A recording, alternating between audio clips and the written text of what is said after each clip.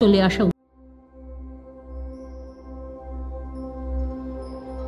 রামায়ণ বিশ্বের আদি মহাকাব্য। 24,000-এরও বেশি শ্লোকে সংস্কৃত ভাষায় রামায়ণ সৃষ্টি করেন আদিকবি মহর্ষি বাল্মীকি। এই তথ্যগুলো আমাদের অনেকেরই জানা, যার বেশিরভাগটাই আমরা আমাদের দাদু, ঠাকুমা, দিদিমা এনাদের কাছ থেকে গল্পের আকারে শুনেছি। কিন্তু এখন তো গল্প পড়া বা গল্প শোনার দিন শেষ। ইবুক আর কেন্ডলের যুগে বাচ্চারা এখন ডিজিটাল মাধ্যমেই গল্প পড়বে বা শুনবে, সেটাই স্বাভাবিক। তাই যুগের বাস্তব অগ্রগতি মেনে ভাষা ও ভবিষ্যৎ চ্যানেল ডিজিটাল মাধ্যমে আমাদের ভবিষ্যৎ প্রজন্মকে উপহার দিতে চায় আমাদের গর্বের মহাকাব্যের এক যুগোপযোগী আপাত সহজবোধ্য রূপ, যা মূল বাল্মীকি রামায়ণকেই গল্পের আকারে বলার চেষ্টা করা হয়েছে। তবে শুধু রামায়ণের গল্প নয়, রামায়ণের অনুষঙ্গে আরও যে পৌরাণিক চরিত্ররা এসেছেন তাদের সকলেরই চিত্রায়ন করার এখানে চেষ্টা করব। আগের পর্বে তো আমরা শুনলাম রাবণ টেনে হিঁচড়ে সীতাকে নিয়ে গিয়ে পুষ্পক রথে তুললেন, অর্থাৎ সীতা হরণ হলো। রাবণ জোর করে সীতাকে নিয়ে যাচ্ছেন লঙ্কায়।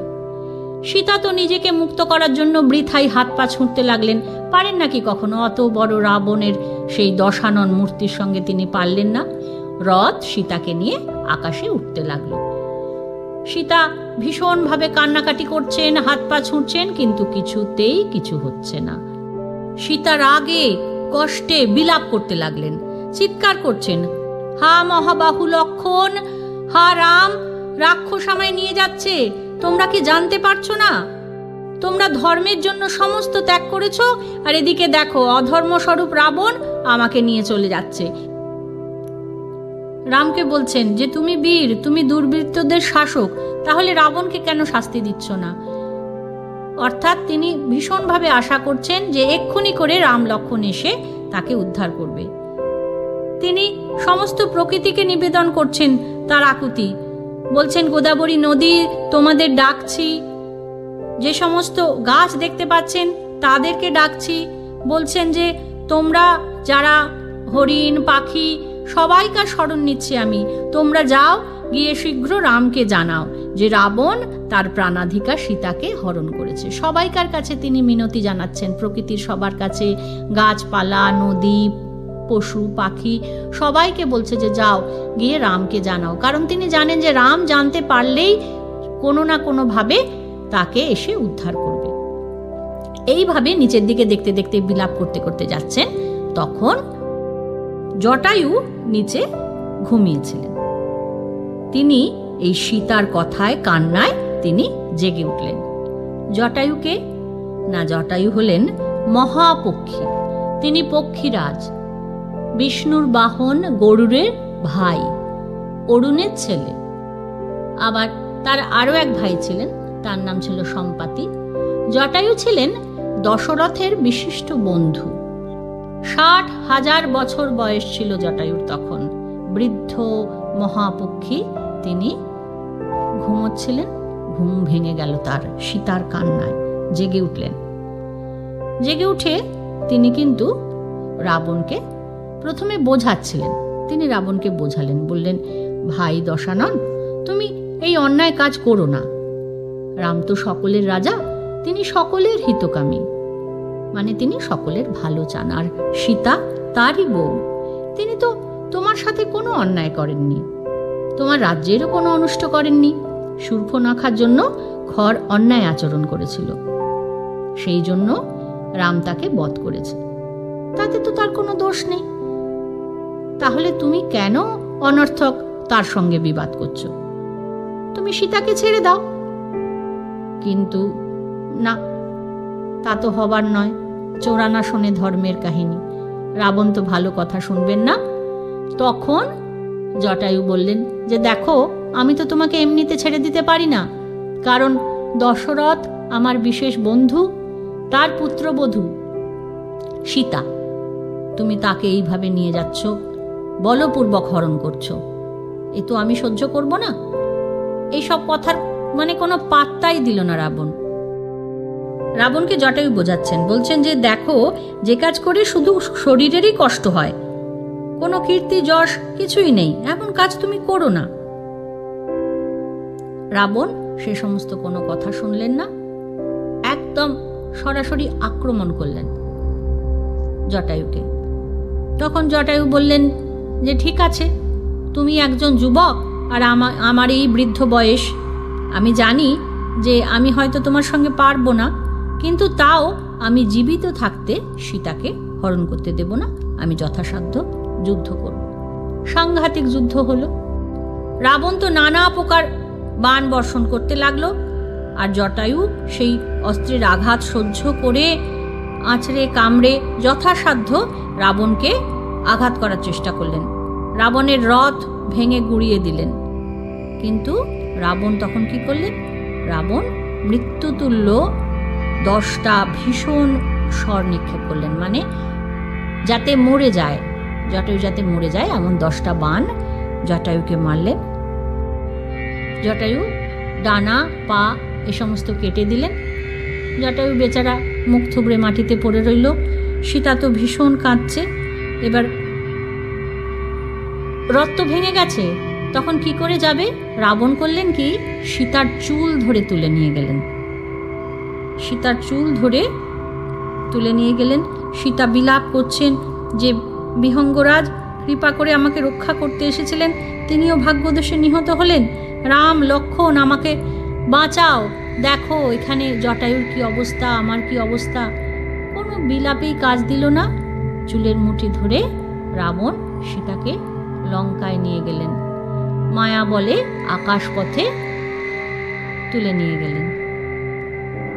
দণ্ডকারণ্যবাসী দেখতে পাচ্ছে যে আকাশপথে চুলের মুঠি ধরে নিয়ে যাচ্ছে। তখন তারা বুঝতে পারলেন যে এইবার শেষের সময় হয়ে এসেছে। এত অত্যাচার নিশ্চয়ই সহ্য হবে না, রাবণ নিশ্চিতভাবে বধ হবে।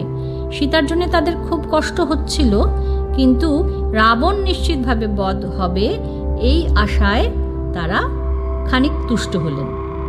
এইবার জনশূন্য অরণ্য দিয়ে যেতে যেতে সীতা একটা পাহাড়ের মাথায় 5টা বানর বসে আছে দেখতে পেলেন।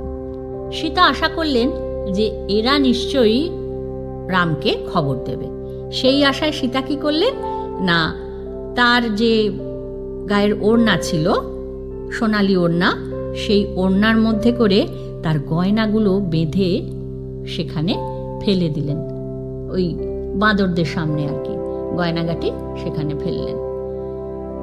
এছাড়া এবার আরো কিচ্ছু করার উপায় নেই। দেখতে দেখতে সীতাকে নিয়ে লঙ্কায় পৌঁছলেন রাবণ। রাবণ সীতাকে তার অন্তঃপুরে ঘোর দর্শনা রাক্ষসী, মানে বিভৎস দেখতে সব রাক্ষসীদের মাঝে রাখলেন। রেখে সেইখানে পৌঁছে দিয়ে তাদেরকে বললেন যে আমার আদেশ ছাড়া কোনো স্ত্রী বা পুরুষ কেউ যেন সীতাকে না দেখে, আর ইনি যা চাইবেন মণি মুক্তা বসন ভূষণ, মানে তার গয়না তার জামা কাপড় যা চাইবে তাই একে দেবে, আর একে কোনোভাবে কেউ কোনো অপ্রিয় কথা বলবে না। যদি আমি জানতে পারি তাহলে কিন্তু আমি তাকে বধ করব, সীতার যেন কোনো রকম কষ্ট না হয়।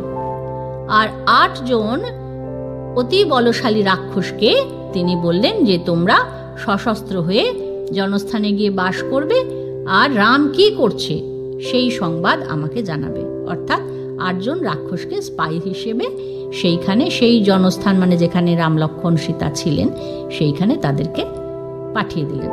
রাবণের আজ্ঞা পেয়ে রাক্ষসরা গোপনে জনস্থানে চলে গেল। আর এদিকে রাবণ অন্তঃপুরে গিয়ে দেখলেন যে সমস্ত রাক্ষসীদের মাঝখানে সীতা রয়েছে। এবার রাবণ তাকে নিজের ঐশ্বর্য দেখাচ্ছে যে দেখো আমার হাজারখানা স্ত্রী, এত এত আমার সমস্ত পাখি হরিণ, এত সোনা রূপো সব কিছু রয়েছে।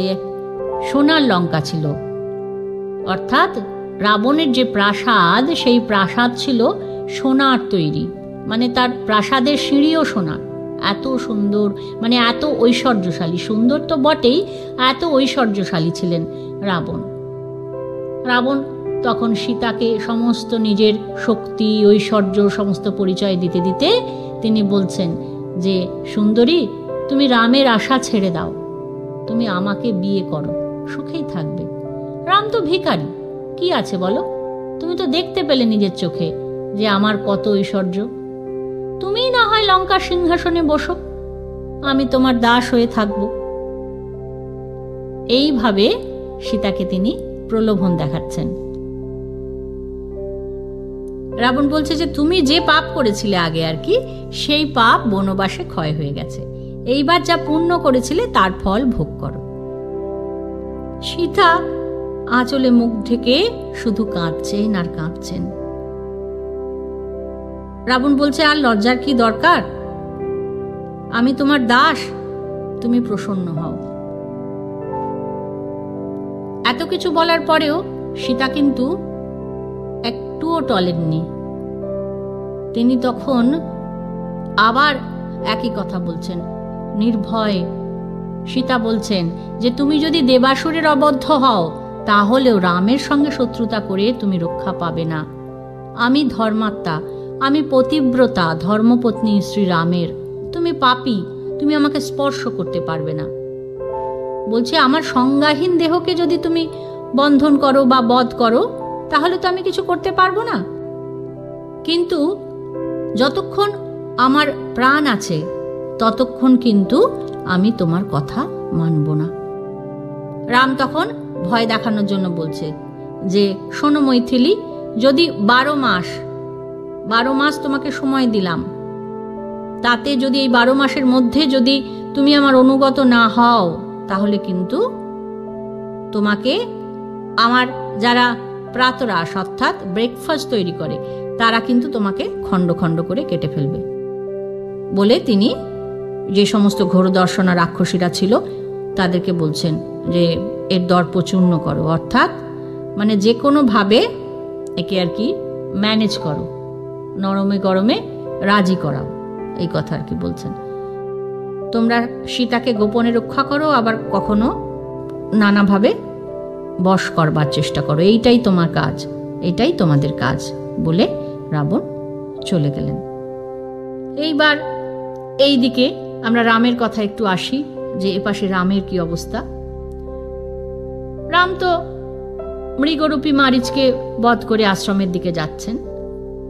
এইবার যেতে যেতে অশুভ সূচক শেয়ালের ডাক শুনতে পেলেন। শেয়ালের ডাক শুনতে পেয়ে খানিকটা তার মনের মধ্যে মনে হচ্ছে যে কোথাও কি বিপদ ঘটলো, আমি যে সীতাকে ছেড়ে চলে এসেছি, তাহলে কি রাক্ষসরা সীতার কোনো অনিষ্ট করলো? তবে আবার ভাবছেন যে এই যে মারীচ আমার গলার স্বর অনুকরণ করেছিল, তাহলে বোধহয় মানে বুঝতে পারছেন যে এইগুলো যা যা হয়েছে সেগুলো কিন্তু সবটাই কিছু একটা খারাপের জন্য হয়েছে, বুঝতে পারছেন। বলছেন যে লক্ষণ হয়তো সীতাকে ছেড়ে চলে গেছে, আর রাক্ষসদের সঙ্গে তো আমার একটা শত্রুতা তৈরি হয়েছে, বুঝতে পারছি না সীতা নিরাপদে আছে কিনা। তারপরেই হঠাৎ রাম দেখতে পেলেন যে বিষণ্ণ হয়ে লক্ষণ আসছে। তখন লক্ষণকে দেখে রাম হাতে ধরে একটু যেন মিষ্টি গলায় বকলেন, বললেন, লক্ষণ, তুমি এই সমস্ত রাক্ষস চারিদিকে ভর্তি এমন একটা বিজন বন, সেখানে সীতাকে একলা ফেলে রেখে চলে এলে? দেখো আমার বাঁচক নাচছে, আমরা বলি না বাঁচক নাচছে, রামও লক্ষণকে বলছে যে দেখো আমার বাঁচক নাচছে, নিশ্চয়ই সীতা নেই, সীতা অপহরণ হয়েছে বা মারা গেছে বা রাস্তা রাস্তায় ঘুরছে রাক্ষসের ভয়ে। আমার প্রাণপেক্ষা প্রিয়তরা, কত সুন্দর বিশেষণ। বলছেন বৈদেহী কি জীবিত আছেন? আমার বনবাস কি মিথ্যা হবে লক্ষণ? আমি কি আশ্রমে গেলে আর সীতাকে দেখতে পাবো না? রামচন্দ্র বুঝতেই পারছেন যে সীতা কোনো একটা অসুবিধার মধ্যে পড়েছেন, সীতার কিছু একটা হয়েছে, কারণ লক্ষণ ছেড়ে দিয়ে চলে এসছে তো, বুঝতে পারছে। বলছে, বলো লক্ষণ, সীতা বেঁচে আছে তো? তোমার অসাবধানতার ফলে রাক্ষসরা কি সেই দুঃখিনীকে খেয়ে ফেলেছে? লক্ষণ তখন বলছেন যে দাদা, আমি স্বেচ্ছায় আসিনি, আপনার ওই আর্তস্বর শুনে ভয় পেয়ে সীতা কান্নাকাটি করে আমাকে বললেন, শীঘ্র যাও। আমি বারবার তাকে আশ্বাস দিয়ে বললাম যে রামের কোনো ভয়ের কারণ হতে পারে না, এমন রাক্ষস নেই রামকে কিছু করতে পারে, তিনি ত্রিলোকজয়ী। বৈদেহী মোহগ্রস্ত হয়ে পড়লেন, আমাকে দারুণ সব অভিশাপ বাক্য বললেন তুমি দুষ্ট অভিপ্রায়, মানে যা যা বলেছে সব বলে দিল আর কি। লক্ষ্মণ বললেন, সীতা আমাকে বলেছেন যে আমি নাকি প্রচ্ছন্ন শত্রু, তাই জন্য রামের আর্তরব শুনে যাচ্ছি না। সীতার এই কথায় আমার অত্যন্ত ক্রোধ হয়েছে দাদা, তাই আমি আশ্রম থেকে চলে এসেছি। রাম খুব দুঃখিত হলেন, বললেন, লক্ষ্মণ তুমি জানো না যে আমি রাক্ষসদের পরাভূত করতে পারি? সীতার এইসব কথা শুনেও তোমার চলে আসা উচিত হয়নি। ক্রুদ্ধা নারীর পৌরুষ বাক্য শুনে তুমি আমার আদেশ লঙ্ঘন করলে, আমি অসন্তুষ্ট হয়েছি। এইভাবে কথা বলতে বলতে দুই ভাই তাড়াতাড়ি করে আশ্রমে চলে এলেন। কুটিরে ফিরে এসে রাম লক্ষ্মণ দেখলেন সীতা নেই। এই যে এতক্ষণের আশঙ্কা সত্যি হয়েছে, সীতা কুটিরে নেই। এরপর রামচন্দ্র আর নিজেকে ধরে রাখতে পারলেন না, অঝোরে কাঁদতে লাগলেন। তিনি বললেন, এ জীবন আমি আর রাখতে চাই না। কারণ তিনি তার পিতৃসত্য পালনের জন্য রামচন্দ্র সীতাকে বনে নিয়ে এসেছিলেন, বা সীতা তার সঙ্গে বনে এসেছিলেন তাকে সঙ্গ দেবার জন্য। সেই সীতাকে তিনি রক্ষা করতে পারলেন না।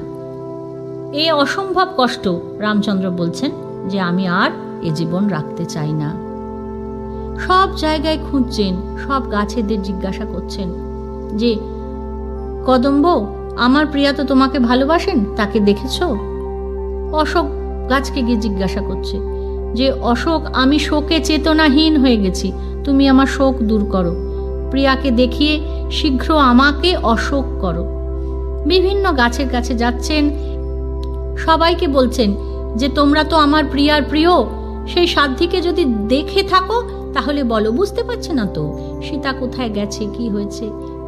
এভাবে সমস্ত হরিণ, হাতি, বাঘ, পশুদেরও প্রশ্ন করছে, উদ্ভ্রান্ত হয়েছেন। তাদেরকেও জিজ্ঞাসা করছেন যে তোমরা কি দেখেছ, তোমরা দৌড়ে দৌড়ে যাচ্ছ কেন, বলো তো। এইভাবে বন, নদী, পাহাড় চারিদিকে দৌড়ে দৌড়ে গিয়ে রামচন্দ্র সবাইকার কাছে জিজ্ঞাসা করছেন যে তারা সীতাকে দেখেছে কিনা, আর অঝরে কাঁদছেন। তখন লক্ষ্মণ দাদাকে বললেন যে দাদা আপনি শুধু শুধু কাঁদছেন কেন, চলুন আমরা নিজেরা খুঁজে দেখি সীতা কোথায় আছেন। লক্ষ্মণ বলছে আমার বিশ্বাস তিনি আমাদের সঙ্গে মজা করার জন্য নিশ্চয়ই কোথাও লুকিয়ে আছেন। রাম তখন আবার গিয়ে গোদাবরীর কাছে জিজ্ঞাসা করছেন যে গোদাবরী তুমি কি জানো? রাবণের ভয়ে গোদাবরীও কোনো জবাব দিলেন না। আবার রাম কাঁদছেন, কাঁদতে কাঁদতে বলছেন যে আমি মাকে কি বলবো, সীতার বাবাকে কি বলবো, আমি এদেরকে কি উত্তর দেব? আমি যদি বনবাসের পর ফিরে যাই, ফিরে গিয়ে আমি এদেরকে কি উত্তর দেব যে আমি সীতাকে রক্ষা করতে পারিনি? সীতার বাবাকে বলবো যে আমি তার মেয়েকে রক্ষা করতে পারিনি? হরিণরা রামের প্রশ্নে আকাশের দিকে তাকাতে লাগলেন। রাবণ যে পথে সীতাকে নিয়ে গেছে তারাও সেই পথে চলতে লাগলেন, আর রাম লক্ষ্মণ তখন সেই পথ ধরে চলতে লাগলেন। সেই পথে খানিকটা গিয়ে রাম বলছেন, এ কি লক্ষ্মণ, দেখো দেখো, সীতার পায়ের ছাপ দেখতে পেলেন। বলছেন দেখো সীতার পদচিহ্ন। তখন বলছেন দেখতে পেলেন ফুল, কিছু ফুল মাটিতে পড়ে আছে। বলছে দেখো এই ফুল তো আমি বৈদেহীকে দিয়েছিলাম, এগুলো তো তিনি মাথায় পড়েছিলেন। এইবার রামচন্দ্র বুঝতে পারলেন যে এই পথেই কোথাও একটা তিনি হারিয়েছেন। এইবার পাহাড়কে বলছেন, পর্বতপতি তুমি এক সর্বাঙ্গ সুন্দর রমণীকে এই বনে দেখেছ নিশ্চয়ই, তুমি বলো তিনি কোথায় আছেন, না হলে কিন্তু আমি তোমাকে ধ্বংস করব। আর এই যে নদী, এই নদীও যদি সীতার সংবাদ না বলে তাহলে কিন্তু আমি একে শুকিয়ে ফেলব। এই সময় রামচন্দ্র আবার এক রাক্ষসের পদচিহ্ন দেখতে পেলেন, আর ভাঙা ধনুক ভাঙা, তুনির ভাঙা, একটা ছিন্ন ভিন্ন রথের টুকরো আর কি, এইসবও দেখতে পেলেন। তখন রাম বলছেন যে দেখো লক্ষণ, এই যে সীতার মালা পড়ে আছে, অলংকার সব পড়ে আছে, এখানে রক্তবিন্দু, মনে হচ্ছে রাক্ষসরা বোধহয় তাকে খণ্ড খণ্ড করে খেয়েছে। এই দেখো এখানে বর্ম পড়ে আছে, ভাঙা রথের টুকরো পড়ে আছে, এখানে নিশ্চয়ই কোনো যুদ্ধ হয়েছে, তার সেখানে সীতাকে বধ করে খাওয়াও হয়েছে। বুঝতে পারছি না যে এই সমস্ত কাণ্ডগুলো কারা করেছে, রাক্ষস করেছে কি দেবতারা করেছে, কিছু বুঝতে পারছি না। দক্ষিণী সীতা এই মহাবনে ভক্ষিত হলেন, মানে তাকে নিহত হলো, খেয়ে নিল, ধর্ম তাকে রক্ষা করলেন না, কেউ আমার সহায় হলেন না। রামচন্দ্র ভীষণ ভেঙে পড়েছেন, বলছেন যে আমি তো কখনো কোনো মানুষকে অবজ্ঞা করিনি, আমার লোকহিত মানে মানুষের সাহায্য করাই আমার স্বভাব, আমি করুণাশীল, এই সমস্ত গুণই কি আমার দোষ? আমাকে কি দেবতারা মনে করছেন যে আমি খুব নরম? এই জন্যে আমার স্ত্রীর এত বড় অঘটন ঘটল, তার সঙ্গে আসলে বুঝতে পারছে না রামচন্দ্র তখনও যে তাকে হরণ করা হয়েছে। তিনি ভাবছেন যে তাকে আঘাত করেছে, তাকে মেরে কেটে খেয়েছে, এই সমস্তই ভাবছেন যে এত বড় ঘটনা ঘটল আর এখানে কেউ সীতাকে রক্ষা করল না। যেখানে রামচন্দ্র সবাইকে রক্ষা করেন, বনে এসেছেন, রাক্ষসদের নিধন করছেন বনবাসীদের ভালো করার জন্য, মহর্ষিদের ভালো করার জন্য, ঋষিদের জন্য, কিন্তু কেউ তার স্ত্রীকে রক্ষা করল না। এটা রামচন্দ্রের ভীষণ বেদনাদায়ক হয়েছে, খুব কষ্ট পাচ্ছেন রামচন্দ্র এতে। লক্ষণ তাকে বোঝাচ্ছেন যে হ্যাঁ মানছি একটা ঘোরতর অন্যায় হয়েছে, কিন্তু তার জন্য আপনি শোক করছেন কেন? সাধারণ মানুষের মতন শোক করা আপনার সাজে না। আপনি লৌকিক ও অলৌকিক শক্তির অধিকারী, এখন তার প্রয়োগ করে আপনি শত্রু বধের উদ্যোগ করুন। লক্ষণ রামচন্দ্রকে বলছেন যে সাধারণের মতন এভাবে দাঁড়িয়ে দাঁড়িয়ে শোক করলে হবে না। এবার কিছু দূর এগোতেই দুই ভাই দেখতে পেলেন জটায়ু রক্তাক্ত হয়ে পড়ে আছে। রক্তাক্ত জটায়ুকে তারা দেখতে পেলেন। এইবার জটায়ুকে দেখে রাম বলছেন যে এই পাখি আসলে রাক্ষস, এই নিশ্চয় সীতাকে খেয়েছে বলে জটায়ুকে মারতে গেলেন রাম। কারণ জটায়ু তো রক্তাক্ত, তার মুখ দিয়ে রক্ত বেরোচ্ছে, ব্যাস ভাবছে এই নিশ্চয়ই মেরেছে। তখন জটায়ু বললেন যে শান্ত হও, তুমি যাকে খুঁজছো সেই দেবীকে রাবণ হরণ করেছে এবং আমার প্রাণও সেই হরণ করেছে। অসহায় সীতাকে রাবণ নিয়ে যাচ্ছে, সেটি দেখে আমি তার সঙ্গে যুদ্ধ করেছি, কিন্তু আমি তো বৃদ্ধ হয়েছি, আমি পারিনি। আমি তার রথ, এই যে তোমরা দেখছো রথ ভেঙে চুরে পড়ে আছে, এইসব আমি তার সঙ্গে যুদ্ধ করেছি, তাকে আটকানোর চেষ্টা করেছি, কিন্তু আমি পারিনি, রাবণ তাকে হরণ করে নিয়ে গেছে। এইবার ছিন্ন ভিন্ন রক্তাক্ত দেহ, সেইখানে জটায়ুকেই ধরে রাম বলছেন যে তাহলে বৈদেহী কোথায়, কোথায় নিয়ে গেছে?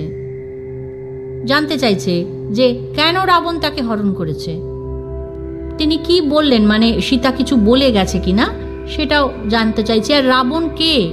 সেও তো রাবণকে তো চেনে না, বলছে কে রাবণ? রামচন্দ্র অবাক, রাবণ কে, কোথায় থাকে, কেমন দেখতে, কিচ্ছু জানে না।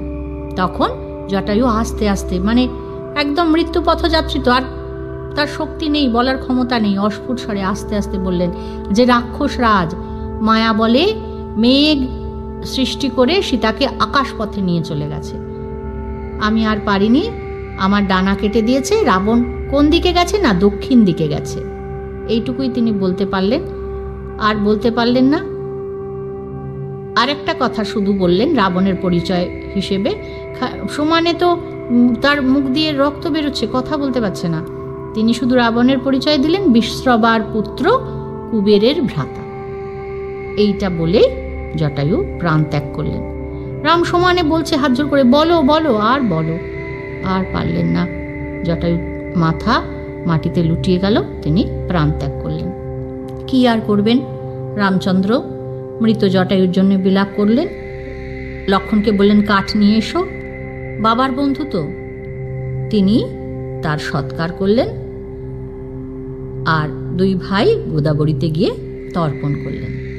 করে জানতে পারলেন যে রাবণ নিয়ে গেছে, দক্ষিণ দিকে গেছে আকাশপথে, আর রাবণকে না বিশ্রবার পুত্র, কুবেরের ভ্রাতা। এইটুকু ইনফরমেশন জটায়ু দিতে পেরেছিলেন, এইটুকু নিলেন। নিয়ে এবার আস্তে আস্তে জটায়ুর সমস্ত শেষ কাজ, দাহ কাজ, তর্পণ সব শেষ হলে পর জনস্থান থেকে দুই ভাই আবার যাত্রা করলেন। এবার রাম লক্ষ্মণ এগোতে লাগলেন। দক্ষিণ দিকে বলেছিলেন জটায়ু, দক্ষিণ দিকে যাত্রা করলেন। ভয়ঙ্কর গহন বন পেরোচ্ছেন। জনস্থান থেকে 3 ক্রোশ দূরে ক্রৌঞ্চারণ্য বলে একটা জায়গায় গিয়ে পৌঁছলেন। সেইখানে পৌঁছিয়ে বিশ্রাম করে পূব দিকে আরও 3 ক্রোশ গিয়ে মতঙ্গাশ্রমে এলেন। সেখানে অনেক হিংস্র সব পশু পাখি সেখানে ঘুরে বেড়াচ্ছে। এইবার দেখলেন যে একটা গভীর অন্ধকার একটা গুহা, আর একটা বিকট রাক্ষসী, বিকট দেখতে, একেবারে তীক্ষ্ণ দর্শনা, মুক্তকেশী, বিকট দেখতে। আরো সব বিবরণ আছে, বিবরণে যাচ্ছে না। সে হরিণ খেতে খেতে লক্ষ্মণের কাছে এসে আবার লক্ষ্মণকে জড়িয়ে ধরেছে। জড়িয়ে ধরে বলছে, আমার নাম অয়মুখী, তুমি আমার প্রিয় পতি, চলো আমার সঙ্গে দুর্গম পর্বতে আর নদীর ধারে, সেখানে আমরা ঘুরবো। লক্ষ্মণের তো খুব মুশকিল, ভীষণ বিরক্ত হলেন, ভীষণ রেগে গেলেন।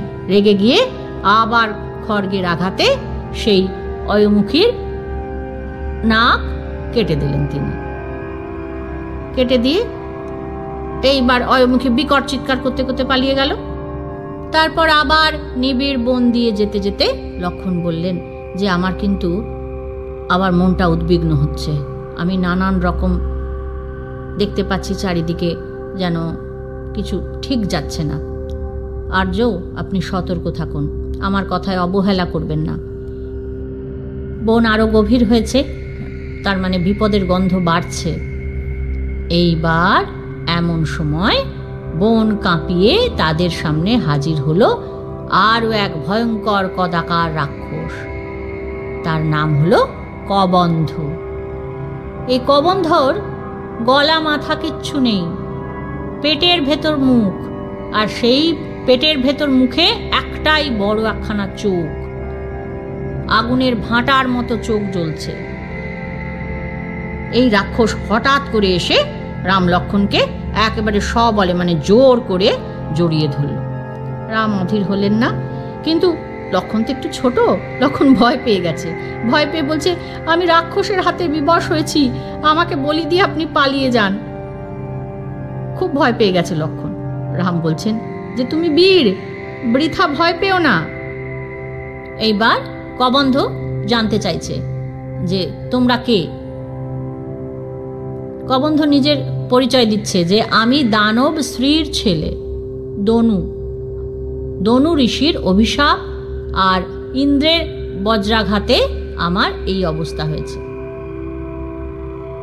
যখন রাম লক্ষ্মণের পরিচয় পেলেন কবন্ধ, তখন তিনি তাদের মধ্যে কে রাম জানতে পেরে রামচন্দ্রকে বলছেন যে হে রাম, আমি তোমাকে অনুরোধ করছি যে আমার এই অবস্থা থেকে তুমি উদ্ধার করো, তুমি আমাকে মেরে আমার দেহটা পুড়িয়ে দাও, তাহলে আমি শাপ মুক্ত হয়ে যাব। এবার রামচন্দ্র জানতে চাইছেন কবন্ধর কাছে যে কেন তিনি শাপগ্রস্ত হয়েছিলেন। তখন কবন্ধ বলছেন যে আগে আমার রূপ, এই যে এখন এরকম বিকট আমাকে দেখতে লাগছে আর কি, দেখছো এই বিকট রূপ আমার কি করে হলো না, আগে কিন্তু আমি খুব সুন্দর ছিলাম, চাঁদ সূর্য ইন্দ্র এদের মতন আমার রূপ ছিল, কিন্তু আমি রাক্ষস রূপ ধরে এই যে বনবাসী যে সমস্ত ঋষি তাদেরকে ভয় দেখাতাম। একবার স্থূলশিরা নামে এক ঋষি মানে ফলমূল নিয়ে এসেছে, বেচারা সে ফলমূল কেড়ে নিয়েছে।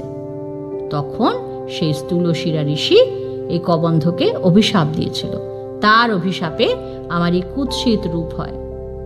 তখন ঋষিকে জানতে চাইলেন যে শাপ তো দিলেন, কিন্তু কি করে এই শাপ মুক্ত হব আমি?